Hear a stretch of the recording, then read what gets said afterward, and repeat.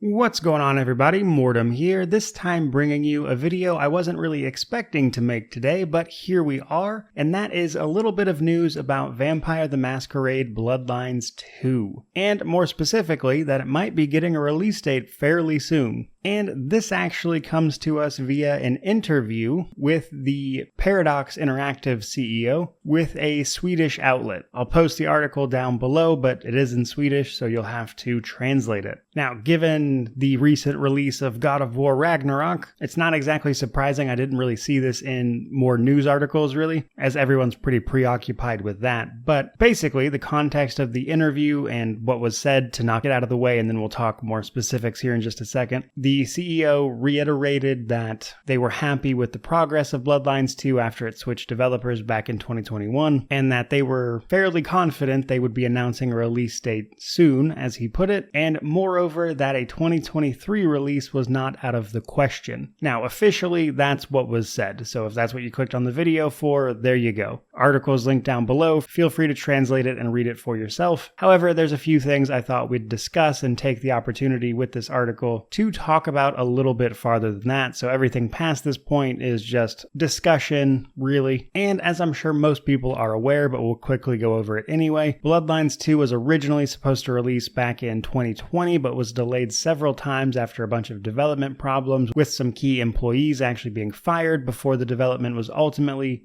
moved to a different team. That team, however, is unspecified. We actually don't know who has been working on this game. I did make a video about that a while back, and it is almost certainly a studio inside of Paradox, because they described it as an internal pitch that kept them from canceling the game altogether, which to my mind would tell me that someone had to know the situation and also be able to make a pitch about it, which would of course be an internal person. And given that there have been basically zero leaks about this, I would assume it's probably a studio Paradox Interactive owns. And to that end, when they finally announce a release date, or more specifically when they start kicking up marketing for the game again after its, again, rather disappointing failure to launch a couple years ago, but that is likely when we'll start to hear about who specifically has been developing this game, as at that point you won't really be able to hide it anymore. That said, I do think hiding it was probably the correct move, given all the drama and everything surrounding the game's development. If you decided to keep it in development and move studios, the best thing for that studio at the very least would be to just keep it under wraps until it was basically ready to go. So that's a decision I can definitely understand. But I also did want to make a quick mention of the CEO saying that they were happy with the progress of the game, and basically that we don't really know what's been changed since the initial showing of what Hardsuit Labs had accomplished, meaning that we have an idea of the game they were building, but we have basically no concept of what was kept, what was thrown out. So while it's nice to hear that they are happy with the development, that doesn't necessarily mean anything, because what makes a CEO happy about game development and what makes me, as someone who plays games, happy about game development are likely two very different things. Though I will say, I do hope they kept the core ideas of what was initially shown for Bloodlines 2, as a lot of that seemed really cool, especially your introduction to the world, how your character gets turned, and even some of the gameplay they showed off looked like it had some good ideas. So I hope they didn't rework too much, but again, time will tell. And last but not least, with him saying that a 2023 release was not impossible, really makes me feel like it's going to be 2024. Mostly because the way he said it doesn't exactly inspire confidence in that date or time range, I guess. But it certainly sounds like at the earliest, it would be late 2023. And brushing up against all of the other titles that are releasing in 2023, your best bet would probably be to release it early 2024 if that's the window you're looking at. Because as it stands, 2023 is pretty packed. So even if the game was ready, I don't know that you'd want to release it right then, especially when you've already been waiting this long. Just a thought. That is pretty much going to wrap it up though, guys. Just kind of a discussion video around this news that basically no one covered as far as actual gaming news goes. So I thought I would do it myself. With that said, I certainly hope you enjoyed it. Let me know what you think about this down below, as I am quite aware the game at this point is rather contentious due to all the drama surrounding its development up to this point, so I'm sure you guys will have some thoughts. That's all from me. Hope you enjoyed it. Don't forget to like, comment, subscribe, all that YouTube jazz, but regardless of any of that, truly,